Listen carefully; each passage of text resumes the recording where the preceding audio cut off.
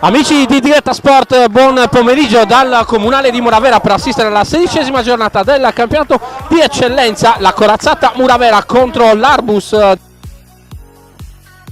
Vista che mette giù la sfera, la gioca facile su Califa, ancora Califa morbido dentro per Coco che anticipa Fabio Toro, arriva Coco, il gol della Muravera con Coco che supera Fabio Toro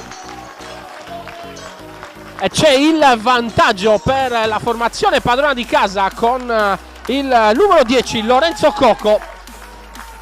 Alza un campanile all'interno dell'area di rigore, poi Vignatti di testa, palla sopra la traversa per Malandra, ancora Malandra col sinistro, può liberare il sinistro, calcia ma palla calciata male dalla distanza di Marco Piras, mentre il portarotondo Monastir è stata rinviata per il forte vento.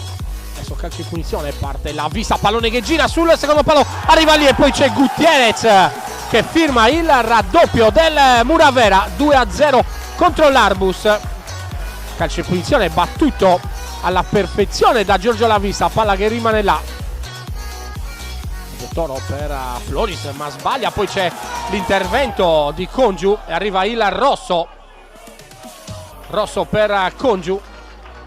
Malandra col sinistro, pallone che gira, arriva sul secondo palo, Nunez non riesce nella deviazione sotto misura, pallone giocato ancora sull'out di destra, il cross di Sayang e questo secondo tempo naturalmente in 10 uomini. Ancora l'Arbus all'interno dell'area di rigore, la giocata di Konate, il sinistro, ancora Califa verso Nurki, protegge il pallone Nurki, poi si gira con la destro, palla che va ad impensierire Fabio Toro, poi Cadau calcia in profondità, ancora Floris va a disturbare Vignati, poi c'è il contatto tra Falciani e c'è un altro rosso per Falciani, il rosso diretto. La vista larga verso Cadau. Cadau calcia con la destro, pallone che termina sul fondo per Nurki. Nurki è più veloce addirittura di Sayang, poi Nurki con la sinistra, palla sul secondo palo, l'errore di Zinzula. Parte Cavoni, la rincorsa, poi calcia con la destro.